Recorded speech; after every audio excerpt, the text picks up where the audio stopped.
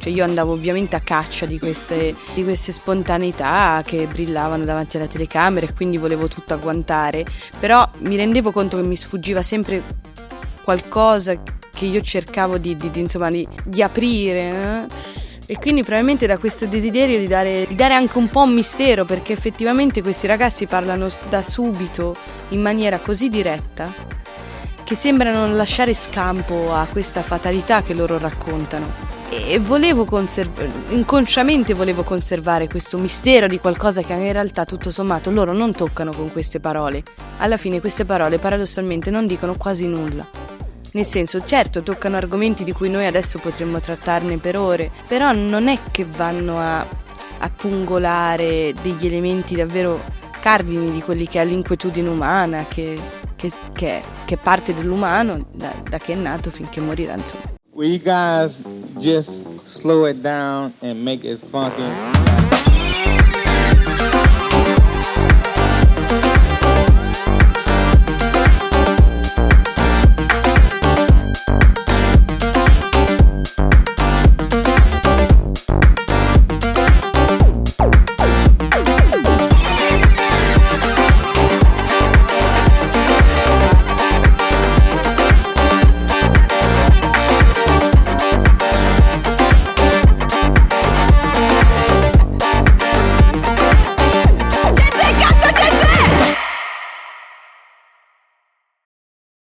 Chiara Capo.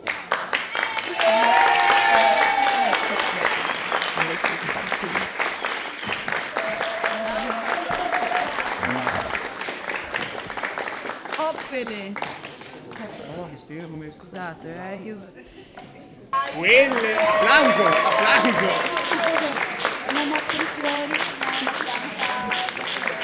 Quelle.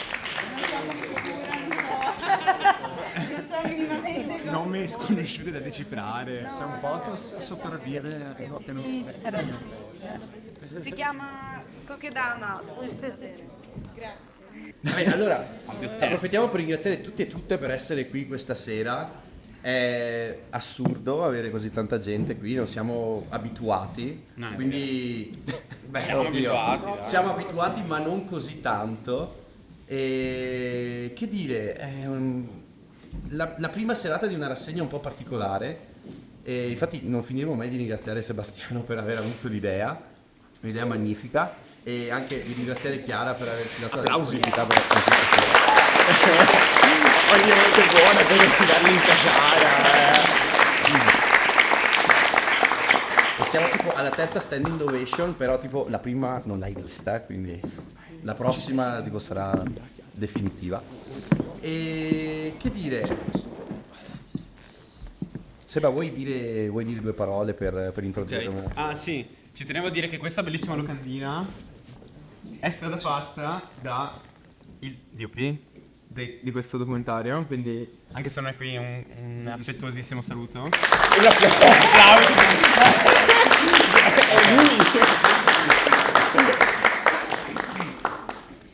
Ok, no, va bene, siamo qui, le regole sono sempre le stesse, cioè che qualunque cosa vogliate dire o chiedere, eccetera, potete alzare la mano. E questa volta non parleremo solo noi del film, quindi che palle, noi che parliamo del film, ma finalmente c'è anche Chiara, quindi super bella questa cosa. E niente, io come ho conosciuto questo film? Facendo una ricerca compulsiva su Google di cose, e è venuta fuori la scuola di Bolzano che ha fatto lei, e spulciando, cercando, ho visto il trailer di questo documentario e ho scritto a loro tipo posso vederlo? E loro mi hanno risposto dopo un tempo ai limiti dell'educazione. No, non è vero, sono stati super gentili, mi hanno dato il link per vederlo e poi eccoci qua. E poi abbiamo pensato appunto a una rassegna ospiti e gli abbiamo detto facciamolo, quindi sono super contento. Cioè a me il film piace molto, ma al di là di quello è stato bello fare questa cosa, e ce ne saranno anche altre i venerdì successivi, ma oggi è venerdì e oggi c'è il film, quindi parliamo di questo. Che dire, vabbè, il film l'avete visto e quindi una prova contraria. sì, non lo so, cioè Se qualcuno ha domande del pubblico. Subito. Se avete domande, se no possiamo parlare un po' noi, che è la cosa che facciamo di solito, con scarsissimi risultati. No, vabbè, adesso questo è opinabilissimo al 100%, cioè noi qua non siamo d'accordo. Perfetto, Ok. perfetto. Subito, bellissimo. Allora, io volevo chiedere, dunque, allora, avevo notato che i dialoghi in questo film, sorprendentemente, cioè mi hanno colpito per il fatto che si sia cercato di riportare un'oralità in italiano che spesso nei film italiani risulta molto spesso molto artificiosa, macchinosa. Invece qui mi è sembrato che questo tentativo di riportare questa oralità italiana fosse, insomma, abbastanza riuscito. E volevo chiedere per quanto riguarda i copioni, cioè c'era proprio qualcosa di scritto o ma si improvvisava? Perché mi è sembrato che in alcuni casi quasi si improvvisasse o comunque che non ci fosse proprio un copione scritto in modo specifico. Allora, non c'è nessun copione, non esiste. Anzi, io appena sono uscita con Sebastiano, io mi lamentavo, dicevo, Madonna, adesso vedo con distanza questo lavoro e capisco quanto anche nel documentario poi si accetta tutto, perché si è così grati di avere delle persone che si mettono in totale disposizione, generose, che si danno, che qualsiasi cosa succede noi la si prende come un gran miracolo. E io a riascoltarlo in realtà quasi invece insomma le parole che loro pronunciavano le sentivo con una certa povertà, però per rispondere alla tua domanda, no, tutto quello che loro dicono è spontaneo, totalmente spontaneo. Ovvio che essendo comunque un documentario che ambientato a Genova, io stando a Bolzano, pian piano avendo capito le dinamiche che si ripetevano, perché comunque è un ripetersi, che poi non sembra un ripetersi perché sembra invece un po' uno scontrarsi, perché è confusionario come montaggio, insomma non è che si arriva mai da nessuna parte, però avendo visto ripetersi tutta una serie di dialoghi tra di loro che alla fine uscivano sempre le stesse dinamiche, sempre gli stessi argomenti, che poi magari non toccavano una verticalità, nel senso che non è che andassero in grande profondità, però vera l'esigenza da parte di queste persone di esprimersi a riguardo. Semplicemente capisco che sembri che vi sia un'impostazione, perché ci sono dei tagli, quindi sembra che ci siano delle camere che si possono spostare a piacimento, ma c'era una sola camera, e semplicemente sapendo più o meno quello che loro avrebbero potuto fare, potuto dire, io chiedevo gentilmente se io potessi volare intorno a loro come una mosca, e questo è stato. Quindi non c'è stata da parte mia nessuna intenzione di mettere in bocca a loro delle parole. Vero anche che avendo passato così tanto tempo con loro si discuteva animatamente di tutta una serie di questioni, e quindi è ovvio che ci si contaminava a vicenda. Questo posso dire, quindi io posso aver contaminato loro quanto loro aver contaminato me, e quindi insomma sì, l'intimità che si era creata aveva permesso di fare una serie di operazioni che sembrano di finzione ma che poi in realtà anzi no, sono spontanee totalmente, è così. Mi sembrava che in programma fosse molto spontaneo. No, infatti, non so se ma è così. Grazie comunque per la domanda.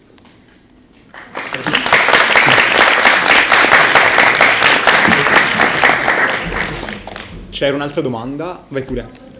Certo. No, vai, tranquillo. Non ci sono regole, fai quello che vuoi. Prima regola.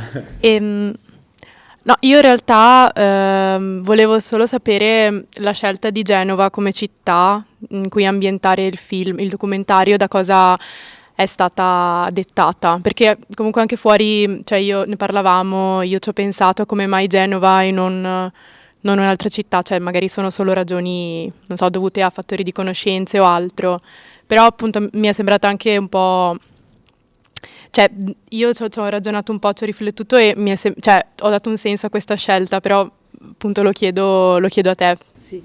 Io sarò onestissima, nel senso, questo film è nato all'interno di una scuola, quindi la scuola al terzo anno, quindi all'anno finale, alla classe di regia, ha detto va bene, voi adesso in 2 settimane voi dovete scrivere qualcosa, un'idea che vi viene in mente.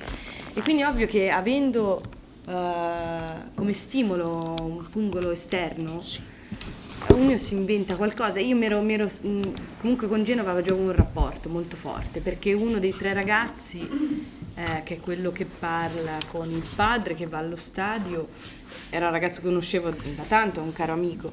Gli altri invece ignoravo questo mondo, io poi ci sono entrata, ma così non li conoscevo.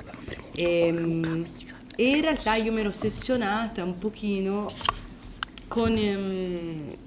nei confronti del ragazzo con i capelli rossi, che in realtà è quello che poi pian piano si sottrae nel film, non è che c'è tanto, all'inizio dice le cose ma poi sparisce, perché avevo sentito di lui racconti epici che volevo accostare comunque all'urgenza cioè accostare la goliardia, però che si mescolava comunque al fango di queste persone che insomma che agiscono ma che poi insomma ritraggono questa azione che non sanno fare, E quindi ero partita devo cambiare sì.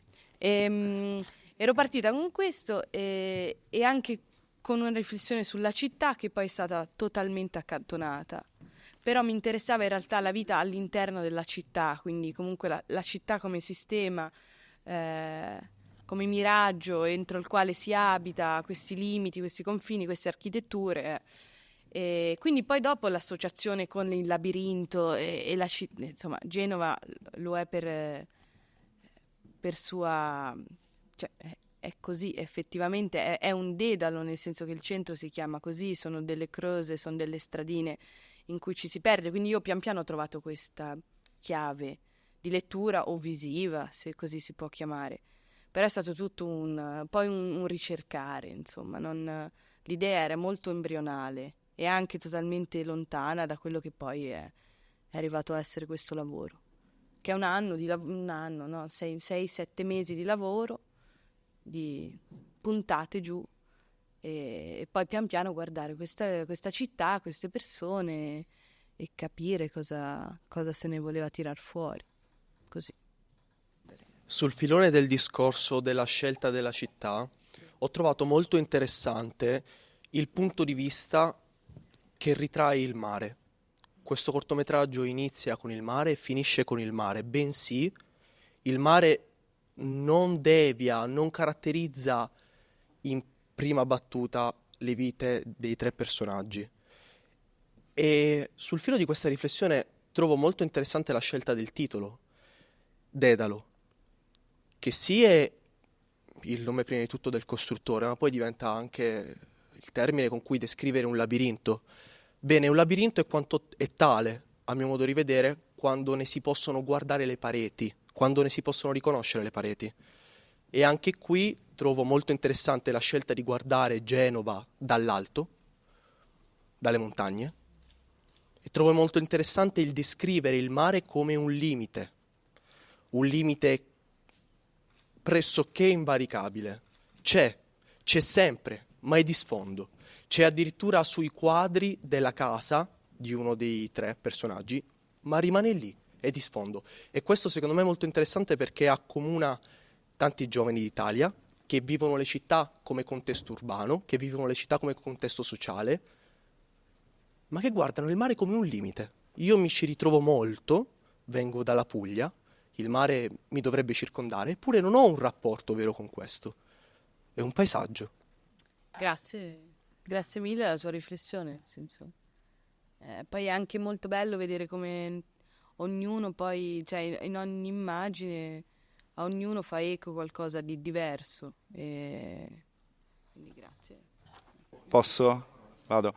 Io vorrei sapere, dal punto di vista strutturale, proprio della scrittura e di come è stato fatto il film, qual è il rapporto, qual è il rapporto, cioè, quando è nata l'idea di fare questa cornice un po' come un racconto quasi a me è sembrato quasi come una metafora, una parabola un po', no? Cioè all'inizio appunto, qual è il rapporto tra il racconto dei pescatori, diciamo, perché è un racconto, cioè noi vediamo comunque questa attività della pesca, e la storia che credo sia il nucleo narrativo originale, cioè quello di raccontare la vita di questi giovani. Quindi quando è che è nata l'idea di unire questa cosa della pesca e del mare a il resto della storia che vediamo nel film? Ma è probabile che mi sentissi molto limitata dal lavoro che io dalla ricerca che io stavo facendo con questi ragazzi. Nel senso, perché mi sembrava tutto sommato, come dicevo anche a Sebastiano prima, che adesso lo posso dire in maniera un po' più cosciente, prima no, cioè io andavo ovviamente a caccia di queste spontaneità che brillavano davanti alla telecamera, e quindi volevo tutto agguantare, però mi rendevo conto che mi sfuggiva sempre qualcosa che io cercavo di aprire, e quindi probabilmente da questo desiderio di dare anche un po' un mistero, perché effettivamente questi ragazzi parlano da subito in maniera così diretta che sembra non lasciare scampo a questa fatalità che loro raccontano, e inconsciamente volevo conservare questo mistero di qualcosa che in realtà tutto sommato loro non toccano con queste parole. Alla fine queste parole paradossalmente non dicono quasi nulla, nel senso, certo, toccano argomenti di cui noi adesso potremmo trattarne per ore, però non è che vanno a pungolare degli elementi davvero cardini di quelli che è l'inquietudine umana, che è parte dell'umano da che è nato finché morirà, insomma.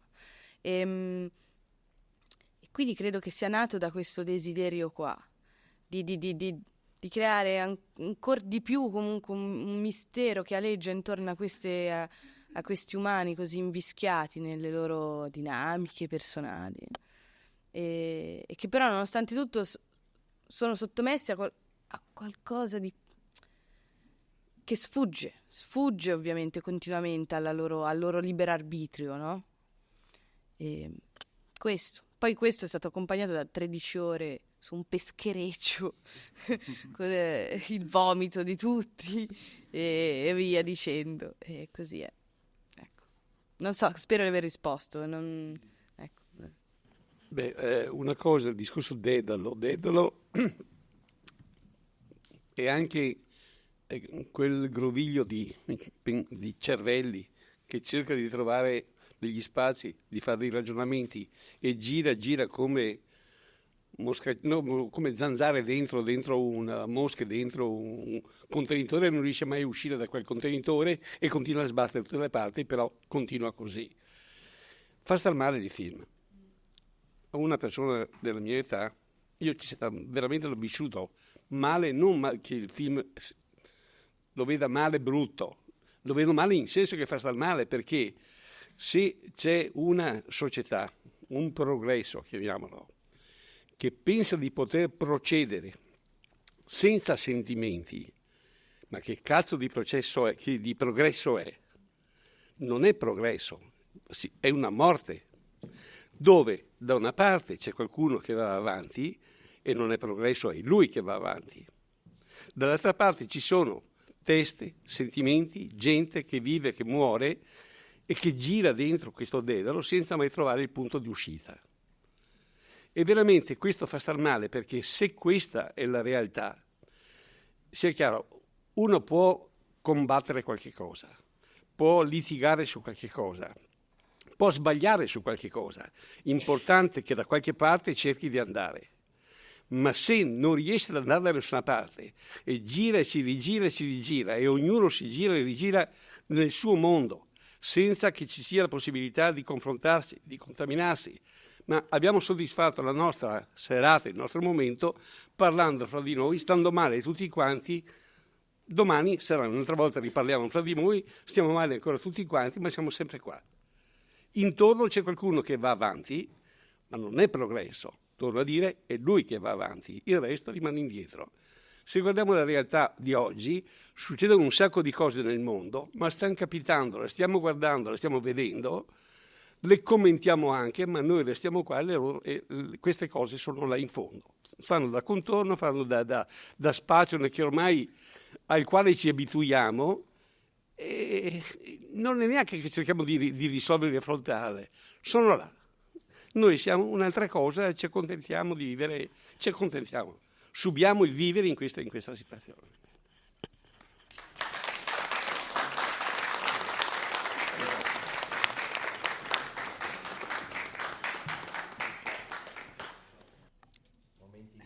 No, no, io la ringrazio per la sua riflessione. Vorrei però spizzare una lancia a favore di quello che si chiama il motu perpetuo, nel senso che nonostante questo film vada proprio, insomma, ad affondare il coltello nella piaga, non risparmia, perché forse in quel momento in cui sono andata a cercare queste cose non volevo risparmiare nessuno da questo. Comunque discutono, no, ma poi io li ho ripresi ovviamente in tutte le loro dinamiche, che sono astratte poi da un contesto, insomma, lavorativo piuttosto, no, in realtà uno lavora, però vabbè, nel senso che tutto sommato,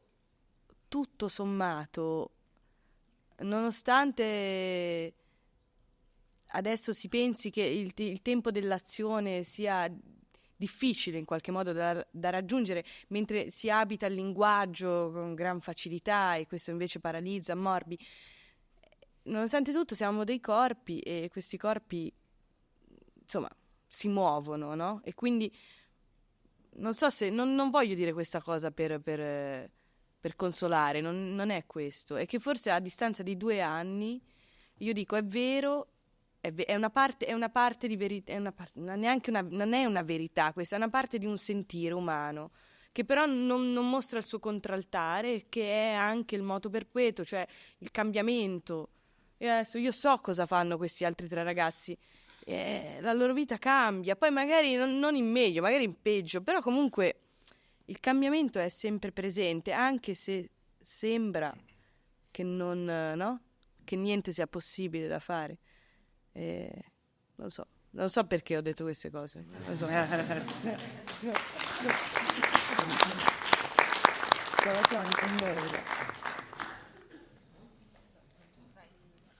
Allora, ho trovato molto interessante il film qua perché l'ho trovato molto realistico. Ovviamente era un documentario, quindi il realismo è la prima regola fondamentale per fare un documentario.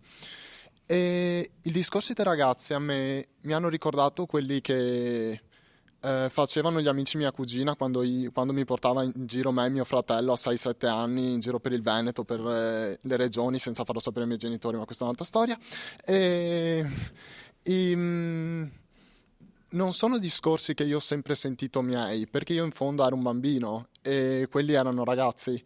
Quindi devo recuperare un attimo il filo di discorso. Ho sentito, cioè, ecco, io sono diventato grande a 4 anni, se proprio vogliamo dirla, perché sono cresciuto in un ambiente in cui ti chiedono cosa vuoi fare da grande, tu rispondi cosa vuoi fare ma non cosa sarai, perché nessuno ha la sfera di cristallo magica, e penso che sia la stessa domanda che si siano fatti i ragazzi anche 30 anni, giusto? Stessa cosa, anch'io sono sulla soglia dei 30 anni e nemmeno io so esattamente cosa voglio fare, cioè ho un lavoro, ho una passione, io scrivo un sacco, ho frequentato anch'io l'Accademia Nazionale di Cinema di Bologna, quindi la mia passione della regia non è mai finita, non si è mai esaurita, e tuttora scrivo sceneggiature, racconti brevi, eccetera. Quindi mi fa molto piacere che tu sia venuta qua a portare un tuo lavoro finito, un pezzo di vita, anche perché alla fine sono questi i film, sono questi i racconti, i libri, sono pezzi di vita. E mi sono sentito veramente coinvolto comunque dai discorsi, un po' come quando mi hanno interrogato su Siddhartha, io dissi al professore che Siddhartha non mi era entrato dentro, ecco, detta così sembra una cosa pornografica, lasciamo perdere, ma mi era passato tutto come acqua quando ti fai la doccia, però comunque la doccia ti pulisce, è un processo molto analitico. Ho sparato la prima parola che mi è venuta in mente.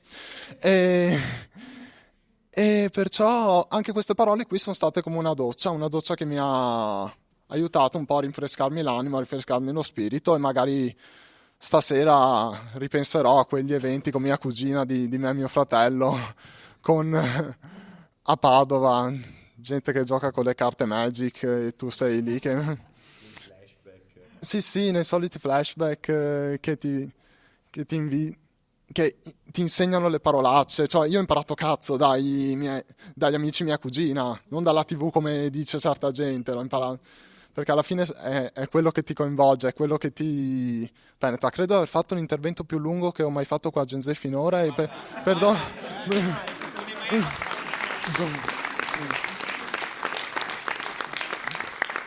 applaudono spesso. Devo ancora capire perché mi applaudono così spesso qua. L'Accademia di Bologna. Sì, ciao ragazzi, spero state tutti bene. Sì, perdona, il tremolio alle mani, ho un problema che... ansia sociale. Questo posto è veramente... Comunque, sei finita nel posto giusto, questi ragazzi mi hanno aiutato anche molto a me per... sfondare pareti di un dedalo, perché alla fine per uscire da un dedalo il modo migliore non è il filo d'Arianna, è sfondare la parete.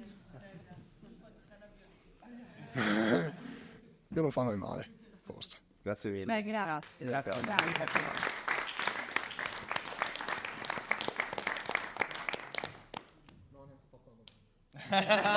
No, ma va benissimo, anzi, cioè, nel senso, per me è molto curioso che voi diate il vostro parere, le vostre riflessioni sul momento.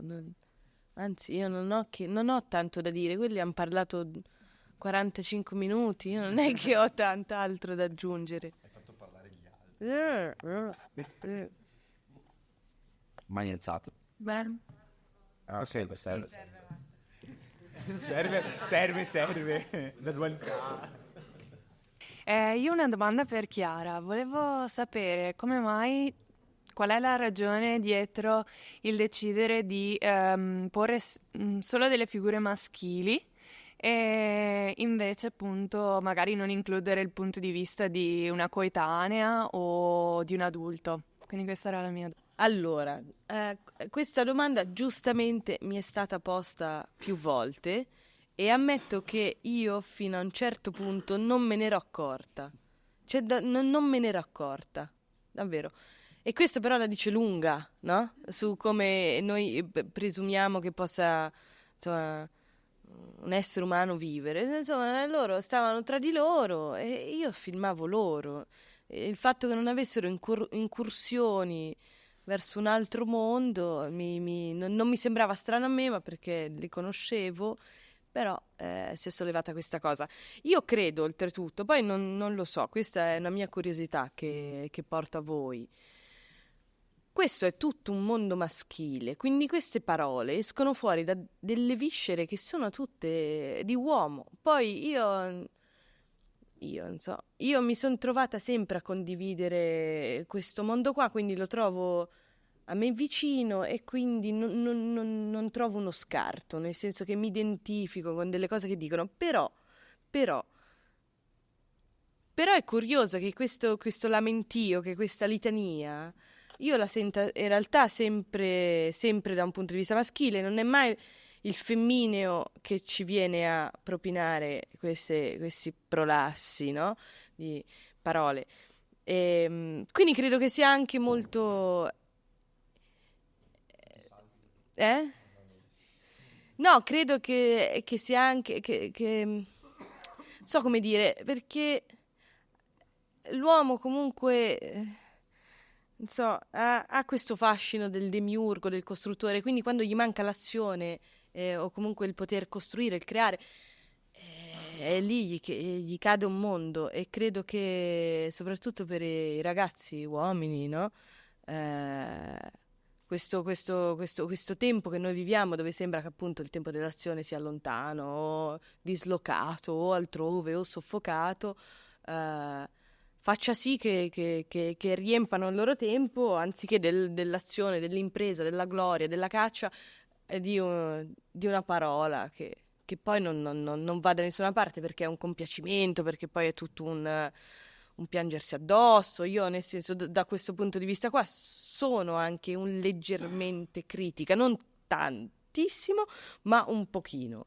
Cioè, un pochino sono critica e dico, Madonna, che giugioloni però anche loro, insomma, che bietoloni, che dai. Cioè, pure avendo condiviso con loro tutto, ma non tutto nel senso di ho condiviso con loro questo percorso. No, io piangevo anch'io come un cane bastonato e sono andata dai miei fratelli cani bastonati e io ho detto facciamo un film sui cani bastonati. E quindi qui in realtà si apre tutto il mondo del mistero della femminilità e anche la mia curiosità, perché non ho mai trovato in realtà donne o ragazze che si lamentassero di una condizione, di una passività, no? Da questo punto di vista qua, così universale, così fatalista. E non so più come concludere, e quindi però sì, quindi forse questo è semplicemente anche un lento modificarsi, un'evoluzione del giovane che però si impegola in questi disastri, allora poi soffre, non lo so, e invece la donna non so dove va, non so. Mi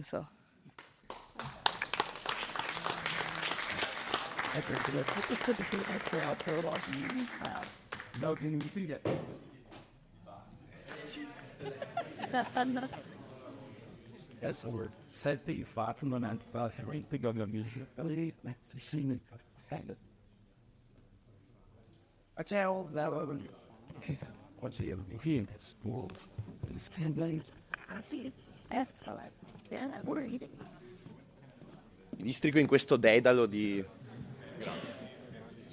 Eccolo che torna.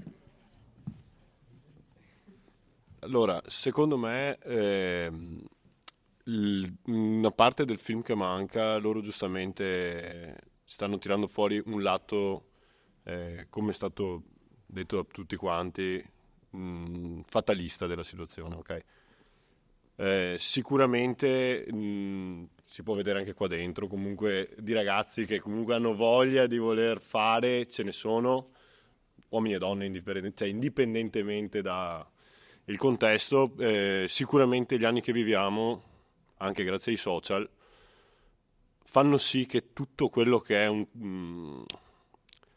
il disagio, l'ansia, problematiche, vengano portate all'estremo, quando in realtà spesso potrebbero essere ridotte se prese con un approccio diverso, ecco. Non so se nel loro caso, il loro contesto sociale, da dove arrivassero comunque, però mi rendo conto che, parlo del mio lato, ok? Sicuramente ci sono molte difficoltà in un paese come lo stiamo vivendo noi oggi. Comunque viviamo in un contesto in cui, se si guarda la storia dell'umanità, stiamo vivendo molto bene e che sicuramente le opportunità non mancano se si vuole fare. Questo parlo ovviamente del lato mio, ma penso che comunque questa sia anche la dimostrazione fisica che loro sono partiti da un'idea e alla fine ci troviamo in centinaia di persone a discutere tutti insieme, si creano nuove connessioni. Secondo me questa è la vera chiave di volta per vedere un film che si raccoglie tutto quello che può essere il disagio che nasce dalla nostra generazione, ma che può essere anche una chiave per dire cazzo no, guarda quante robe si possono creare se in realtà si esce da questo dedalo, cioè da questo labirinto che ti sei autocreato, perché tutto quello che ti circonda alla fine diventa un problema, se lo vedi come un problema, qualsiasi cosa. E non conosco i ragazzi, quindi sicuramente tu potrai darci qualche delucidazione in più, invitati speciali. Però ecco, volevo sapere anche un lato un po' più introspettivo, se si può fare ovviamente, di quello che hai vissuto al di fuori delle telecamere, se c'erano dei momenti in cui vedevi questo sprizzo di facciamo qualcosa in più. Allora, adesso ci penso un attimo.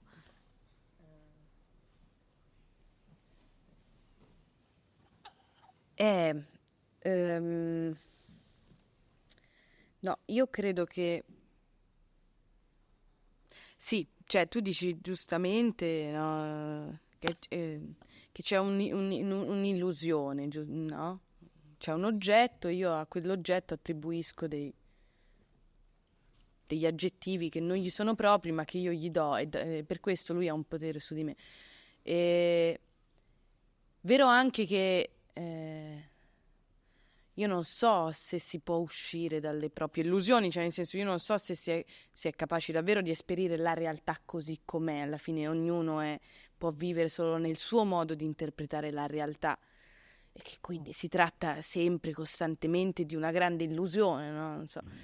C'è sicuramente un discorso molto legato alla città, cioè io sono molto convinta, per esempio, questa è una posizione radicale, dei destini delle terre, in qualche modo. Loro sono dei figli di quella terra lì, della terra oltretutto di una città, cioè dei figli di quella città, che è Genova. Ed è una città che ha avuto il suo massimo momento, il suo massimo apogeo con la Banca di San Giorgio non mi ricordo se nel 1327, una roba del genere, e poi da lì sono 9 secoli di no, non so quanti. Questo per dire semplicemente che se non si è nomadi per natura, per vocazione, per famiglia, ma si è stanziati, quindi si abita la terra, la si respira, la terra, la città in questo caso, paradossalmente lei ti fa sua e tu diventi suo. E questo forse no, questo lo si può capire, questo discorso qua, nel senso non è... E quindi loro tre sono assolutamente tutti e tre ragazzi medio, di classe media agiata, quindi si parte oltretutto, perché poi anche lì, e ritorna alla storia di Genova, perché Genova è una storia che ancora abita nel presente di adesso, ancora un'aristocrazia, una nobiltà, ci sono i quartieri che hanno ancora un'appartenenza al nobiliare aristocratico, che poi vabbè non è più al nobiliare aristocratico, però c'è insomma, è anche formale, è anche estetica questa cosa, nel senso è visiva, mentre una Milano può essere, cioè è tabula rasa da quel punto di vista lì, no? Per dire di destini. Genova invece è così, quindi loro appartengono a questa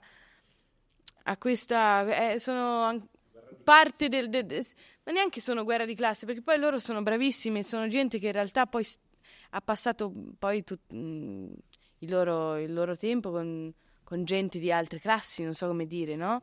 Gente del porto, gente così. Però paradossalmente non riescono a uscire da questo destino che un po'... E il destino, io non so se il singolo abbia... cioè se lo possa scegliere, poi magari può scegliere di dirottarlo, però sicuramente questo è il destino che a loro è stato affibbiato, cioè classe media agiata, quindi comunque con una conformazione proprio cutanea, morbida, perché chi nasce in una classe agiata è morbido e dunque farà una gran fatica per uscire da questa cosa e trovarsi in una situazione di mancanza, quindi sarà più comodo rimanere in una situazione di accudimento, no? Di placenta, dove si sta bene, e quindi da lì inizia questo navigare dentro questo grande utero, e si sta lì e poi ci si piange addosso, quindi questo io credo sia la loro... È anche un contesto secondo me certo molto più ampio rispetto a Genova, a quello che stai descrivendo. Ma sì, lo potrei applicare mentalmente su, secondo me, molte persone, non per guardarlo in maniera io sono meglio di te, ma è un discorso più per dire c'è un ragazzo da Genova, tra l'altro, che seguo, fa cose su YouTube, ha tutta una sua azienda, è partito dal niente assolutamente, faceva il programmatore, e lui ha fatto un video tra l'altro molto lungo, se avrai l'occasione di vederlo, vabbè, dove parla della sua esperienza, di quello che ha dovuto vivere vedendo da una società di proprio questo genere, esattamente come tu la stai descrivendo in questo momento. Però vedo lui, ok, come una persona che può essere anche d'esempio per alla fine quello che ha reso grande, secondo me, un paese, o comunque non solo l'Italia, ma in generale le persone, è avere anche un sogno, ok? Non devi lavorare perché qualcuno ti sta dicendo guarda che se non lavori non te mangi. Uno può anche rimanere in mezzo alla strada e comunque non cambierebbe quella sua non voglia di fare, cioè quel suo volersi sedere. Quello che invece ti fa muovere molto spesso è un sogno, cioè dire cavolo, oggi iniziamo a fondare Genze, facciamo il cineforum più figo di tutto il Veneto. Che è vero. Che è vero. Però secondo me a loro manca un po' questa scintilla, perché ho visto che facevano anche musica. Il fatto, però comunque... Cioè il fatto di avere qualcosa c'era alla fine, c'era qualche voglia di voler fare qualcosa. Ma certo. No, io credo che qua rimanga comunque, cioè, il fatto io ho scelto queste persone. No, beh, immagino. Potevo scegliere. Immagino. Altra gente invece ho scelto queste persone. Questa è forse l'unica cosa che io ho fatto per fare questo film, cioè le ho scelte perché tutto sommato così si è andati all'avventura con queste persone. No, io credo che appunto, quindi ho scelto queste persone che hanno una specifica, che hanno delle specifiche tonalità d'animo, no? Quindi che magari appunto non basta il sogno, cioè ci sono, anche se c'è il sogno, poi ci sono i dubbi a scalfire questo sogno e questi dubbi portano comunque a un reprimere. Poi detto ciò, Luca per esempio è un bravissimo insegnante di storia alle medie, insomma lui è uno che per esempio, però infatti è quello un pochino più savio in qualche modo che cerca di contenere gli altri due. E no, però no, sì. No, ma a me faceva piacere sapere un po' il background, infatti me l'hai detto in realtà. Ragazzotti, sì. Sono ragazzi. Sono delle bestiacce. Carissime. Grazie. Grazie a te. Allora, io metto un attimo le mani avanti, nel senso che io tendo a vedere il lato sempre più militante, diciamo, delle cose, e in questo caso sono d'accordo, cioè voglio sottolineare quello che hai detto tu, a volte non basta il sogno. Ho sentito anche prima la metafora del mosche dentro a un barattolo, si gira, però alla fine questo progresso, questo movimento va avanti e si rimane nel barattolo. Non lo so, secondo me, non so come dire, io mi rivedo molto nei discorsi dei ragazzi, soprattutto quando magari mostrare il lato appunto militante della questione ragazzi nei loro 20 anni che magari escono dall'università o stanno lavorando e vorrebbero avere una famiglia ma non possono. Cioè magari non era mostrare il lato economico delle difficoltà che la nostra generazione può incontrare, però è inevitabile secondo me, cioè nel momento in cui ci sono anche tipo, per esempio, il ragazzo che dice, parlava proprio con te, credo, c'era lo spezzone, o forse no, forse mi sto confondendo, era il ragazzo che appunto parlava del fatto che col padre, ecco, io sono uscito di casa, ce l'ho fatta, però come può un ragazzo con uno stipendio di 500 euro pensare di uscire di casa in un'età, come dire, abbastanza giovane per mettere su anche una famiglia se vuole o avere un lavoro dignitoso, cioè oppure quando i ragazzi dicono sì, questa persona mi propone di andare a lavorare a Berlino, però io avrei altri orizzonti, lo dicono anche scherzando, però non lo so, lì mi sono molto rivista, per esempio sono nata nel 2001, nel momento in cui ho dovuto scegliere le superiori, quindi la prima scelta, se vogliamo, che potrebbe indirizzare il tuo futuro lavorativo, la prima cosa che gli adulti mi dicevano era: scegli un qualcosa che nel futuro ti porti a lavorare fuori dall'Italia, vai fuori dall'Italia. Ma come puoi dire a un giovane che per essere una persona di successo, avere un futuro dignitoso, deve uscire dal suo paese dove vorrebbe vivere? Cioè, che futuro offre un paese che ti mette nelle condizioni di essere vittorioso soltanto uscendo, abbandonando le tue origini. Io magari capisco che, non lo so, questo me lo dirai tu, magari c'era anche questa critica sociale, appunto militante del documentario, però come dire, anche magari quelle riprese un po' malinconiche del mare e questo mare che continua a muoversi, e questi ragazzi che cercano di vivere la loro vita al meglio, comunque avendo anche quella scintilla di fare quella cosa che, come dire, gli piace, la musica. Non so, io non direi che non stanno, come dire, magari stanno solo a galla, però continuano a muoversi, no? Cioè non stanno affondando. E secondo me molte persone della nostra generazione si possono vedere in questo concetto. È un pensiero un po' caotico, ce l'ho ancora tutto nella mia mente, non l'ho sistemato benissimo, però questo. Ok, allora, si può dire una cosa, Sicuramente l'idea che noi abbiamo di parabola ascendente o discendente della vita, credo sia un concetto abbastanza moderno, nel senso dal Novecento, no? Dall'800, non so. Cioè io prima, tutti i secoli prima dell'uomo, io non so se, insomma, se la gente si domandasse, ma nonna, ma io devo fare il salto, no? Quindi, no? Ma questo solo per dare un po' di relatività a quello che noi ovviamente sentiamo come una necessità impellente, perché giustamente ci dicono noi per vivere, per fare una vita, quindi per un avanzare, dobbiamo andare fuori da quest'Italia, sì. No, vabbè, ho detto questa cosa così per dire.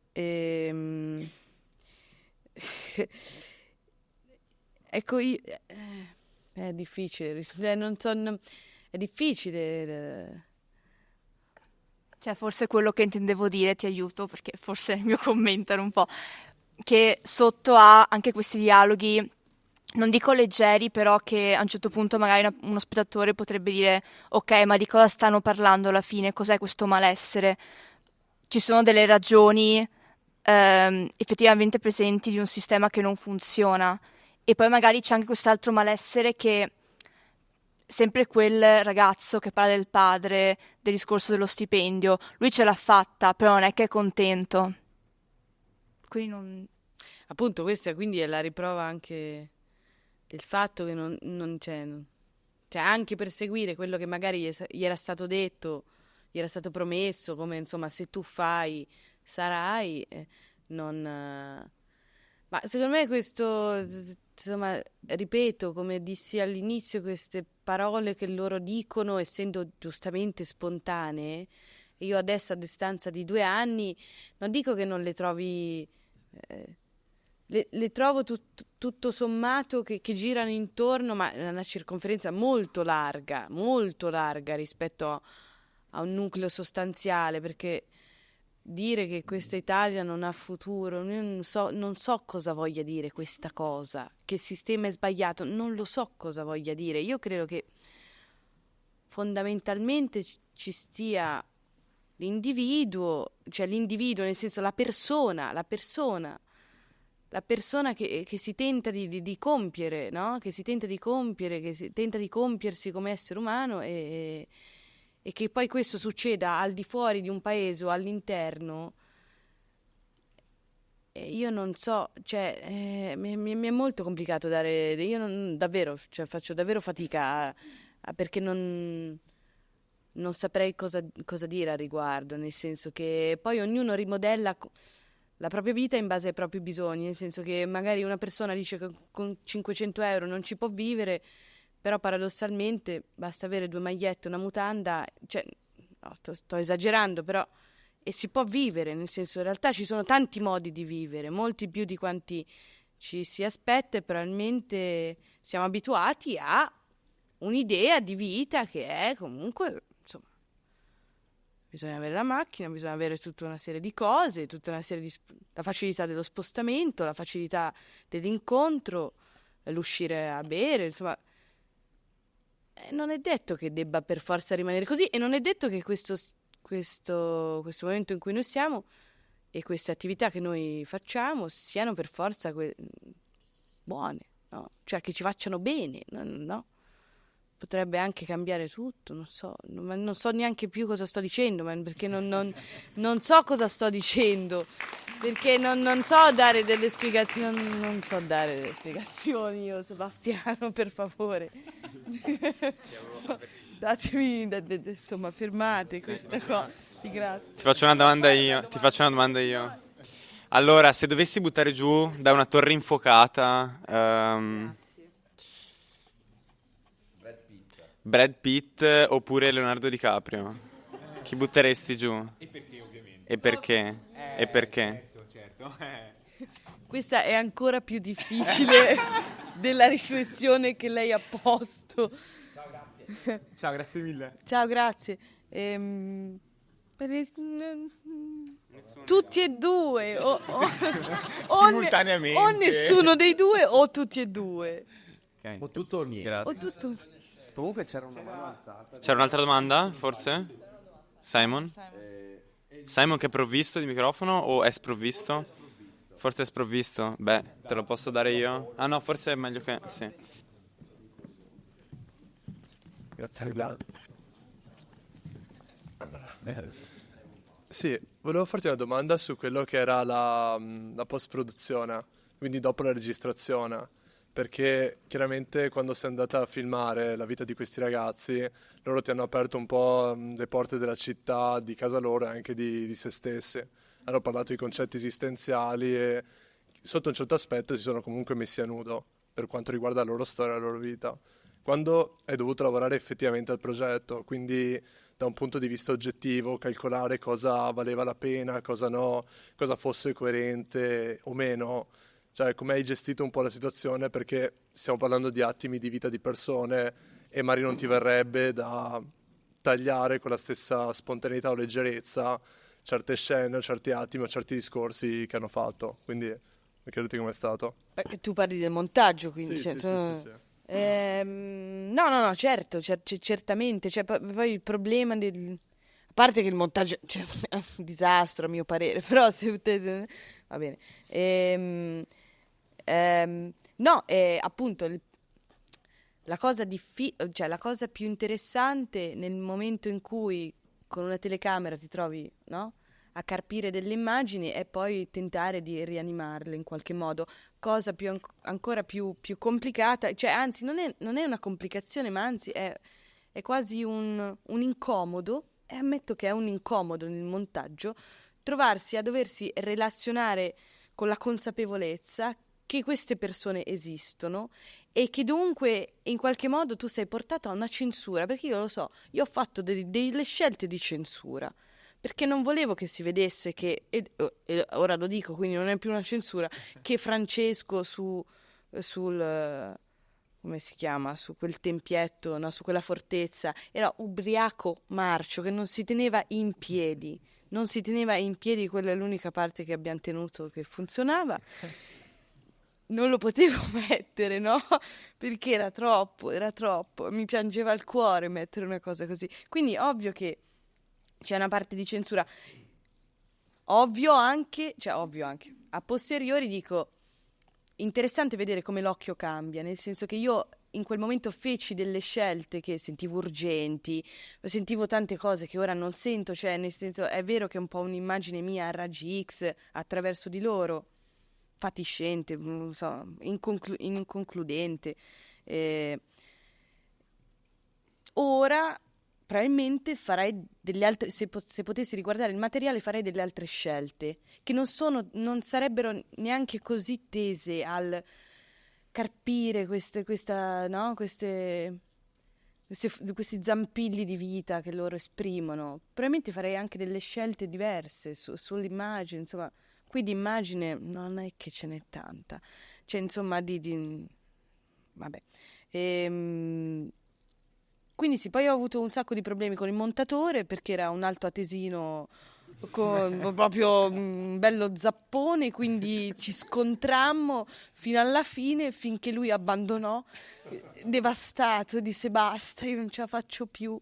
Cioè, mi fa, per me così va benissimo. Io dicevo no, ma c'è ancora tanto da fare. Lui dice basta, per favore. Con la zappa. Con la Col zappa. computer. No, con il... cos'era? E parlavamo oltretutto in inglese, perché lui ho il tedesco malino, lui l'italiano malino, e allora questo E la inglese... radice del linguaggio è l'inglese. Quindi- Sorry, mister montatore. Poi- There is Tac, missing a piece. tac, tac. No, bestemmie invece, altro che, cioè, nel per senso... montare.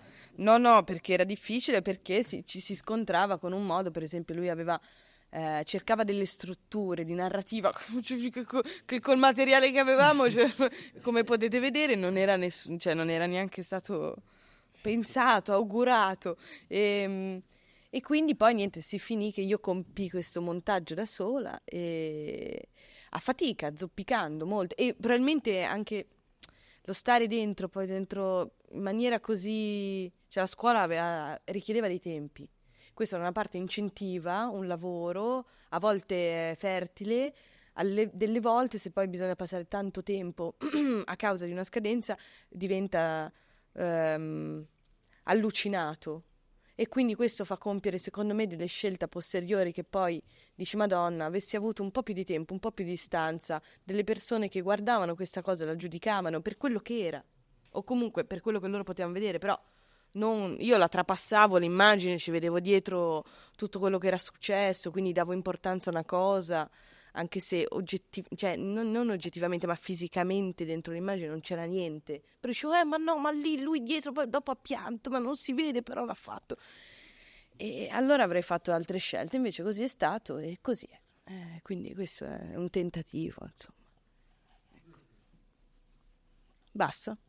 Come in un grande film si mangia quello che c'è. Si mangia Cosa c'è da mangiare?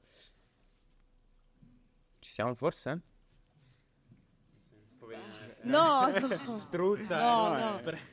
No, io... Ma alla fine il montatore è comparso nei titoli di coda. Ma per forza! Ma no, ma io questo gli voglio magna bene. magna, No, ma cioè... siamo rimasti amici. Cioè, si litigava e poi si andava a bersi un sacco di birre così. Sempre con la Sì. zampa sulle spalle.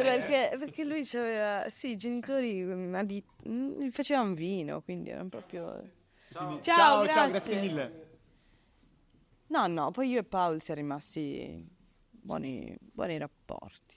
E mi pareva di aver letto tra le righe che avessi realizzato Dedalo per qualcosa relativo alla scuola, se non sbaglio, giusto come magari Certo. elaborato. E com'è stato effettivamente? Perché dicevi no, i tempi magari fertili dell'arte con quelli un po' più contingentati di effettivamente dover dare... Che poi fertili dell'arte no, pazzo, magari uno perché pensa cioè, che- nel senso i tempi che adesso ma no, ma è proprio la verità, cioè nel senso, anzi a posteriori posso dire, nei tentativi che adesso io non sto compiendo ma che sogno di fare, la scuola allora adesso sembra un paradiso, giustamente, perché ti davano, nella sua povertà, perché insomma noi si dormiva dagli amici, si facevano queste cose, dava delle tempistiche, cioè io mi ricordo che noi abbiamo iniziato a fare, io ho iniziato a fare la ricerca, cioè sono andata a Genova a luglio e poi sono scesa giù ad agosto, sono stata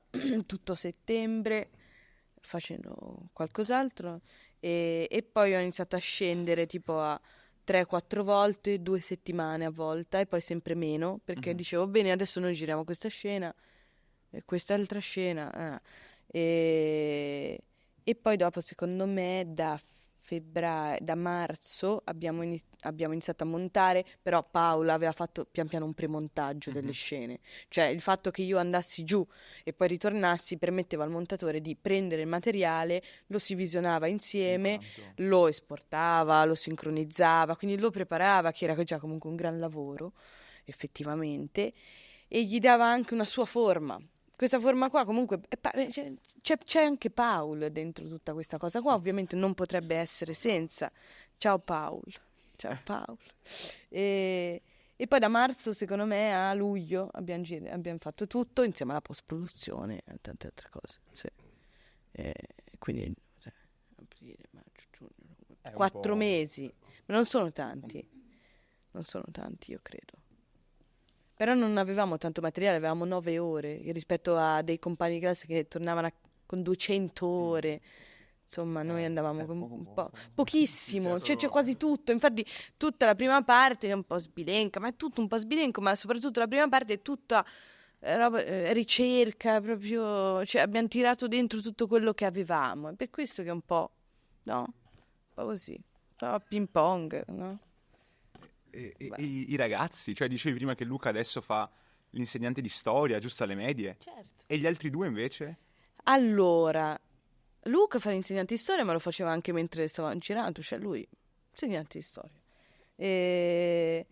Raffaele Roscio ha sempre lavorato per il suo papà, perché aveva una ditta, e questo sappiamo che se non si ha la forza di fare qualcosa è più facile giustamente lavorare per la ditta del proprio padre, ma Raffaele per me è il migliore in realtà, cioè per me è il più incapace, ma proprio perché aveva qualcosa di grande dentro, e non è detto che venga riconosciuto cioè non è detto che un grande venga riconosciuto mentre è vivo, di solito capita mentre è morto, no? Quando è già morto.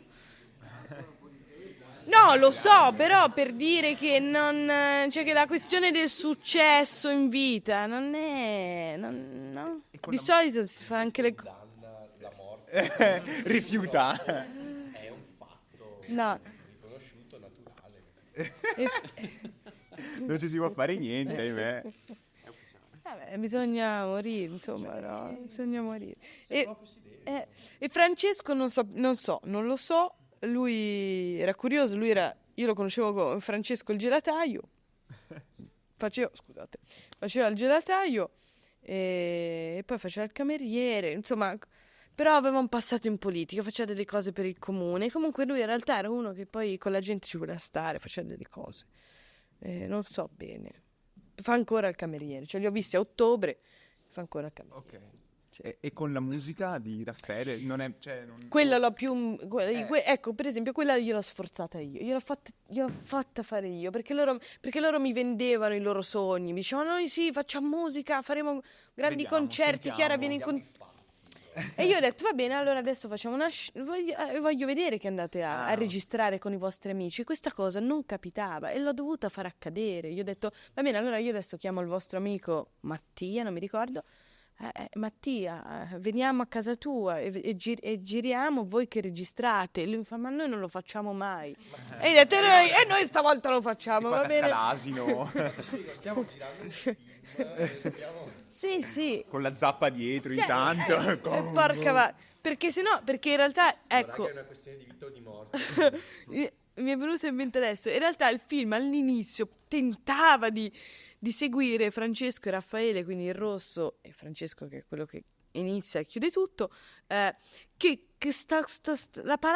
una parabola musicale, e loro mi avevano venduto come cosa così che succedeva ai grandi, e non c'era niente, quindi ho detto Madonna, allora, e dico da una parte va benissimo perché così è la mia tesi che non si riesce a fare niente, dall'altra qualcosa si dovrà fare. È una cosa amatorialissima. Cioè, in realtà si vede una roba. Una roba. Io lì. Fate qualcos'altro. Lì mi sono. Sì, vabbè, lì mi hanno. No, guarda, sono stati bravissimi. Basta. No, ok. Dai, facciamo una domanda io poi. Ok, io ancora ti prego, ma ne potrò fare, cioè. No, Taglia, vedo facce rivoltate. Non vale più. Ok. Vai Seba, e dopo selezionerò la mia. Chiara is tired tonight. No, ma no, è che io capisco che l'ascolto sia difficile dopo un po'. Vabbè, io avevo un sacco di domande, ma un po' le sono state fatte, un po' magari dopo a te, così. Sì, esatto, c'è una parte off. Però ce n'è una che camera, devo... Da Bolzano a Genova. Sì. È lunga? Cioè, tipo andate in macchina o in treno? So chilometri. Beh, il Veneto comunque è una terra ricca di bestemmie, no? Diciamolo. Beh, no. Si può dire. No, e si prendeva il Flixbus.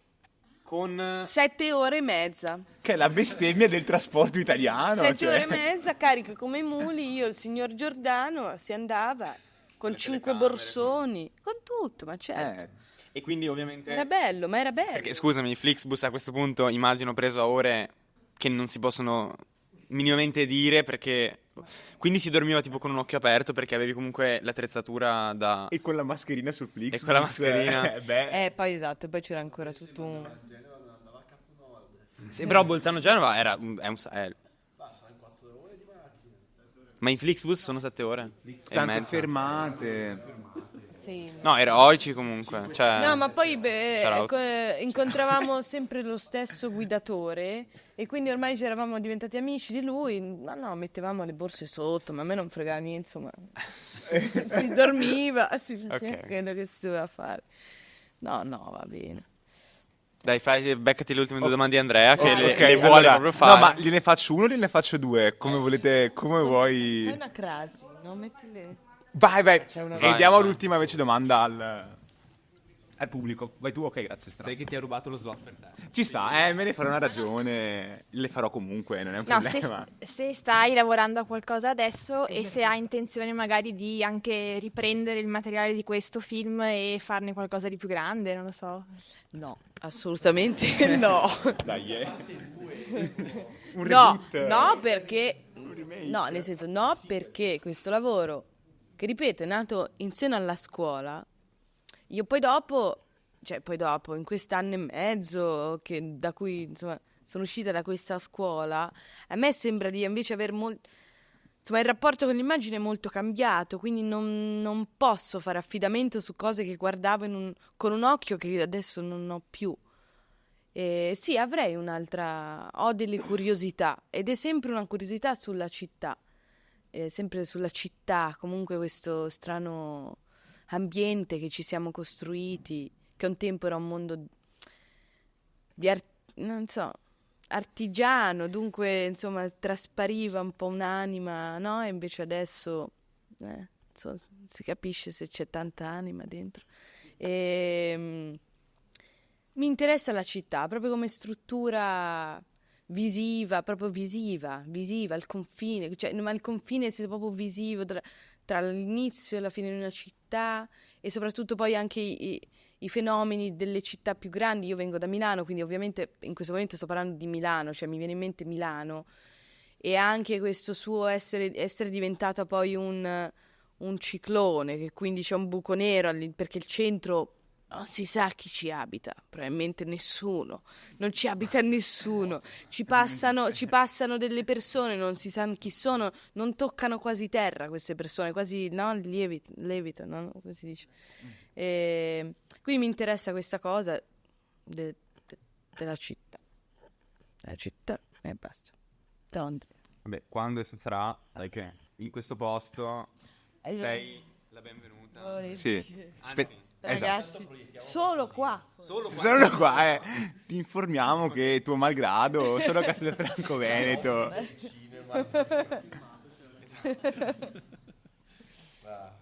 Allora, vedo braccia che si muovono, non è vero, me lo sono inventato. Allora, direi che siamo in chiusura. Purtroppo, per fortuna.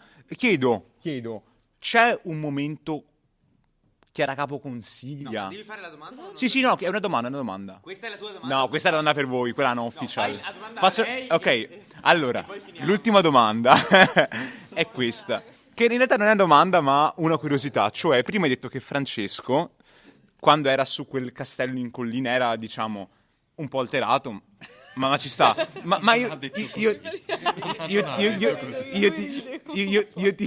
chiedo altro, cioè se ci sono altri aneddoti o fun fact, magari un paio, qualcosina. Allora, quanto basta?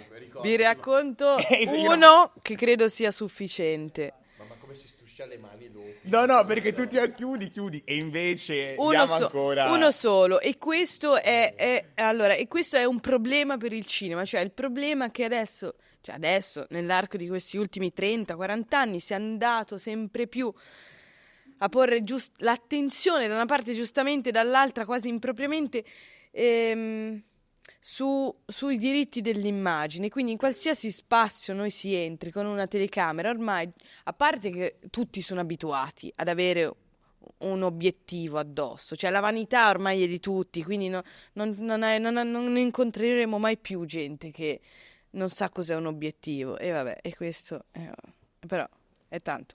Vabbè, e quindi c'è il problema che per ogni spazio bisogna chiedere un permesso. E lo stadio, noi avete visto che c'è una scena nello stadio. Io ho provato in tutti i modi a essere legale, a essere dalla parte dello Stato, ma questo non poteva avvenire perché loro volevano soldi, avevano capito che noi eravamo degli studenti, non avevamo soldi, quindi ci rimpallavano. E allora ho fatto quello che avrebbe fatto qualsiasi persona, credo, no? Mi sono fatta una pancia finta con dei cuscini e dentro i cuscini il corpo macchina e basta.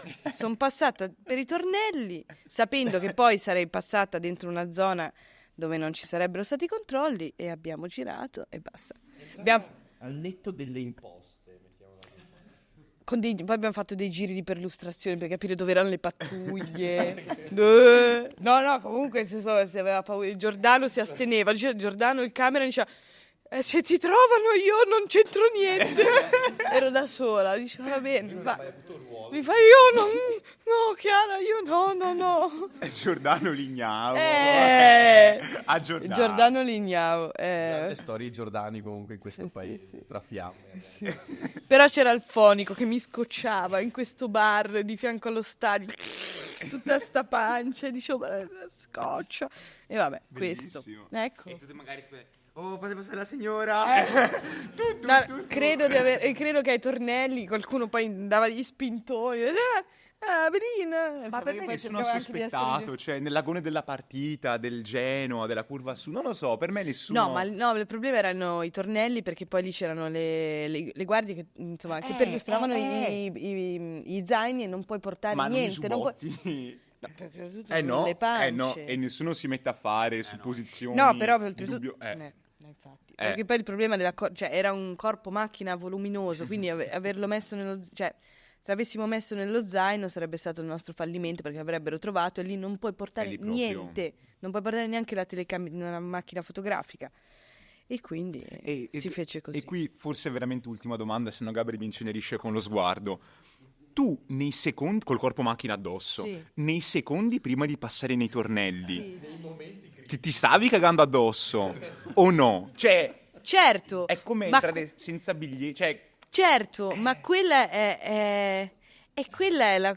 sì, stupendo, è stupendo. Quello è il momento dove fai qualcosa di... in totale libertà e dici Madonna, ma io vado dritto come un treno e se mi vedono vabbè si ride perché che cazzo mi vuoi dire? Trovi una pancia con una telecamera e dici vabbè. No, non c'era niente, alla fine relativizzando, insomma, che cosa stai facendo? Niente, non stai facendo niente di male. Lo faccio per la cultura. Dovrebbero essere grati invece, non... E quindi, no, mi stavo cagando addosso. Esatto, esatto, magari se ne sono accorti, l'hanno fatto entrare lo stesso, ma sì dai, passiamo. Va bene. Poi lui era avvezzo al mondo stadio, eccetera, quindi ti ha dato... Luca. Luca, sì, l'avete visto. E non Giordano era la prima volta che andava allo stadio, quindi era ovviamente terrorizzato. Però, ok, mai andato allo stadio, però che disegni... grandi... Devi scegliere dove... Se no...